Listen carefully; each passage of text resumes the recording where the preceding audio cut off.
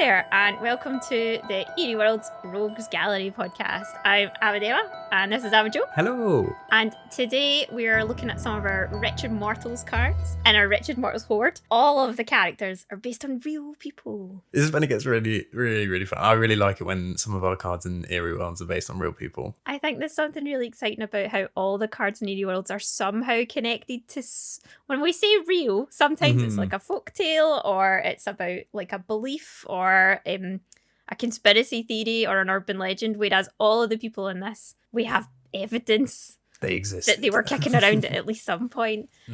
So I love these ones. What we're going to do today, I've called this one Pick Your Poison. So we're looking at some nefarious people who did some very bad things. Right up my street. I love that. Yeah, and I'm aware we've had some pretty bad people before, but some of these people are absolutely wild. So today, I don't know if you know any of these people today, Joe, but we're going to start off talking about Lavoisin. News to me. Let's go. Okay. Let's do this one. Brilliant. So Lavoisin she was running around in France in, I want to say 1700s, possibly the 1800s. And she was basically a professional sorceress. Like, that was literally her job. Awesome. That is super cool. There's quite a cool thing as well where she started out her kind of fortune telling business because her husband got paid off and she basically needed to support her whole family, and she did it through magic. That's the ultimate side hustle. Yeah. I really need to take a leaf out of her book. That's awesome. Yeah, so I feel like I have to give up on like my side hustles of like podcasting and streaming and stuff like that. I have to get into magic. You're not doing magic, Emma? Like, what's going on? I'm letting the side down. So yeah, she initially was just sort of telling fortunes for local people who would pay her. Yeah. But then she wound up pretty famous, and quite a lot of sort of well-to-do folk would come to her to either get their fortunes told. The other thing she did was made potions for people. Nice. Which sounds a bit dodgy, and it did progress from potions to poisons. Which is absolutely not a typo. She did do this. A master of all trades. And the other thing she did is she would do black masses for people. And if you've never come across a black mass, which thankfully neither of us, I'm sure, have, Nope. would basically mean that if people would come and ask her for help, she'd be like, oh, I'll get my pal the devil on the phone. And so basically it was a way of communicating with dark forces to make things happen for people. She really got stuck into this side hustle. That's like a lot of things to be a master of. That's crazy. Yep. It feels like sort of influencing, but taken to a really extreme level. Yeah. It's like when people are trying to sell you like protein supplements and creams and things, she's like, poison. Yeah, poison. Call with the devil. Like, yeah, she was wild. She did make a terrible mistake though, because she provided a black mass and then a poison for the king's mistress. Okay. That's not a good customer to sort of take on, is it? I mean, I don't think she should have been doing black masses or poisons for anyone, but I feel like with this one, you're kind of poking the bear. You are a little bit. You're playing it risky. Yeah, absolutely. So yeah, she got caught up in a really famous event in France called the Affair of Poisons, and there were a whole load of really famous. I say famous poisoners. Should be saying infamous. She got caught up in that and got into an awful lot of trouble, as you would, and as she should. But yeah, there's something about her where I think if she wasn't making poisons and killing people, I think I would really admire like her sort of like the side hustle, the sort of entrepreneurial spirit of her, but also. No. I think when it gets to poisoning people, then you're just like, okay, that's like maybe not my biggest fan now. Yeah. She's taken it a bit far. Yeah. She was fine when she was just tarot cards and things like that, but yeah. So yeah, she got herself in quite a lot of trouble. Would you like somebody else who got themselves in a lot of trouble, Joe? Yes, bring on the poison. I'm loving the what was it called? The Affair of Poisons. That's the Affair of the Poisons. Yeah, it's really famous in France. And it involved like a whole load of people.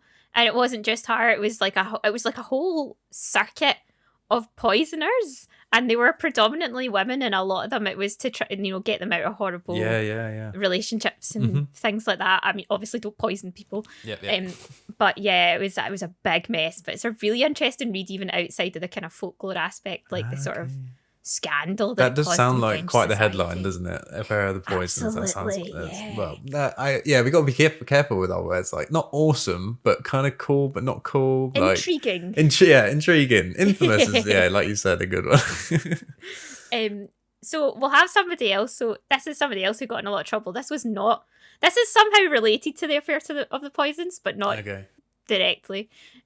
So have you ever heard of La Corriveau? I have not. I don't think so. Okay. No, yeah, we're on a roll. This is another like French leaning one, but it's from Quebec in Canada this time instead. So La Corriveau, her real name was Marie Josephette. Okay. Corriveau, I think I'm absolutely butchering her name. We'll stick with La Corriveau because I can say that one. So 2 of her husbands died. One of them had just like a mysterious fever and he died and everyone was like, oh, what happened there? And then her second husband died in the stables and the doctor went, he's probably been kicked by his horse. Yeah. But there was also one of those things where people are like, wait a minute, both of her husbands have died now. Yeah. So her and her father got arrested for it. And it looked like her dad was going to go down for it. But then eventually when it came time to sentencing, our dad went, no, it wasn't me at all. It was actually all her. Oh my God. Yeah, she got executed for it. And afterwards they hung her up in a gibbet. I don't know if you've ever seen a gibbet. No, I know. That's new. So it's like a kind of iron cage. But the really horrible ones were like human shaped. So it would almost be like, think of like an Iron Maiden, but without any of the extra stuff around it. So yeah, she got hung up. The stories vary. Some people seem to say it as one of those like proper gibbets that you'd see like kind of, I think pirates got kind of hung up in them quite often during the sort of 1800s. Or whether it was just like an iron cage that after she was executed, they put her in this, they hung her at a crossroads and were like, this is what happens when you possibly kill 2 husbands. If you even hint at doing something like that. But the amazing stuff comes from this gibbet. So after time, it got cut down and all this. And P.T. Barnum ended up with it at one point. Okay, I know that name. P.T. Barnum, famed charlatan and, pest. He put it on display at one point in one of his museums. And it kind of got passed around for a while. And now the story is that if you pass a particular crossroads in Quebec, you can see the iron cage hanging from it. And if you try and walk past it, La Corriveau will chase you. Oh my God, that's in the gibbet. Yeah, that's good. Attached to the iron cage. Yeah, it's quite a formidable sight, I imagine.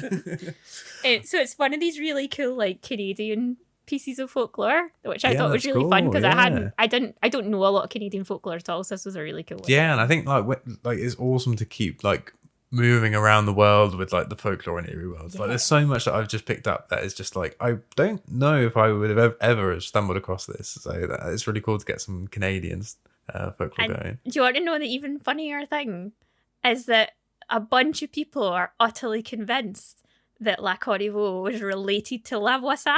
Oh, okay, yeah. Well, okay. Poisons, there isn't really like real evidence to this. I can't find it, but some people are utterly convinced that they were somehow like related in some way, shape, or form. Like maybe like sixth cousin twice removed. I'd like to go back. I think I like maybe laughed a bit.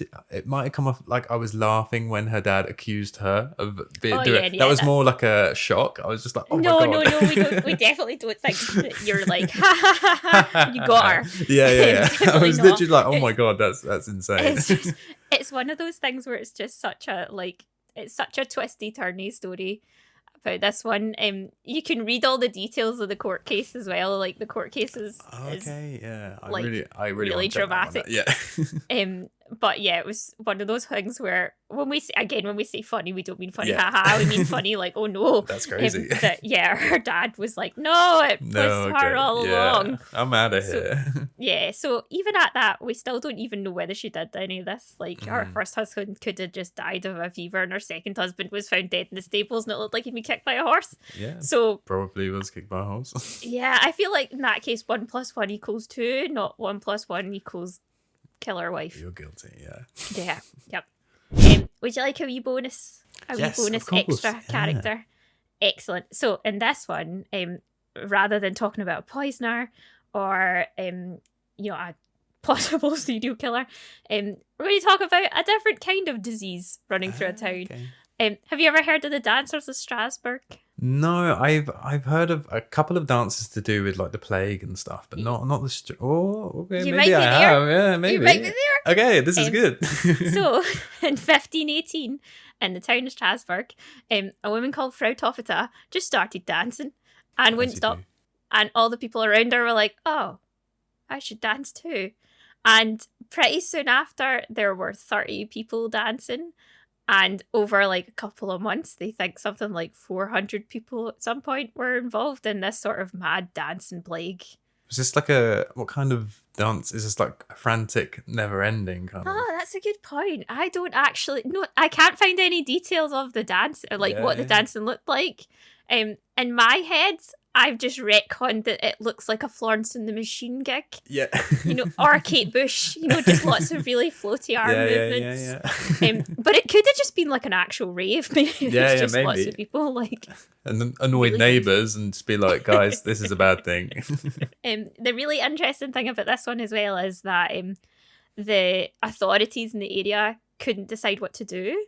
So the doctors were like, just let them dance it off. So they hired musicians to play for them, to help them dance it off. But a whole bunch of people did collapse and quite a few died, which we're obviously, again, not laughing at here. But they died of dancing, which is... they died of exhaustion. They did die of dancing, but it sounds more dramatic to say they died of dancing. Died of exhaustion? Like not even like being in like a crowd, like no, they trampled just, or anything. A whole bunch, just like over time. Like there is a number a day. I can't remember the number a day. Yeah. And then the kind of local government decided that they should ban dancing, in the hope that would stop them, but it didn't, because everyone was kind of caught up in this, whatever it was. Oh my God. And so banning dancing didn't work. And then eventually the religious leaders in the group decided that they were either possessed or they were being shunned by a saint. And the only way to solve this was to dance everybody up to a shrine, put them in red shoes, sprinkle them with holy water, and be like, you're all fine now. And they all stopped dancing. Oh my God. I was about to say, like these are some amazing solutions that are being drafted. I wasn't expecting it worked. And they just all stopped dancing. And I think it's one of these stories where it's so strange and so bizarre. And I love that everyone's got different interpretations of what happened and how, what was going on. And then eventually one of the things worked. I think my favorite part about that story was getting musicians to play for them to make them more tired so they would stop sooner. That's a really good. I like that problem solving mindset. It's just like, we need to speed this up, then they stop. Yeah, because nobody was dancing to music. Like, it's not like the woman who started it was like, oh, that's a great tune, and she just didn't stop. She just started dancing to nothing. Oh my God, that's a cool which story. Which is really creepy. Yeah, I think whenever I hear a story that I really, really like, it just instantly makes me, okay, this is the card that I have to hunt now. So I think it's going to be, the dancing on is my favourite so far. So I think, Wretched Mortals, when it comes out, that's what I'm going for. I really love the card art in this one because it's Frau Tofita. It's like the first woman who started. So yeah, it has a very, very like Florence and the Machine, Kate Bushy. Yeah, it sounds like an nice awesome card. Yeah. So yeah, that was Pick Your Poison. This was our poisoners or dancing diseased people. Poisonous dancing. Yeah, that was a good episode. That was good. It was good fun. Yeah. I'm glad you hadn't heard 2 out of 3 of these, Joe. That was exciting. It was exciting watching you realise you had heard of the dancers. I was like, wait, okay, no, I do know this. Somewhere like digging in my brain, being like, okay, that meme where it's just lots of equations popping up. Yeah. It's just like different dancing plague like things I've heard. Yeah. So this was the Eerie Worlds Rogues Gallery podcast. We've been having a great time chatting about Wretched Mortals. And thank you so much for listening. Yeah, thank you for listening, guys.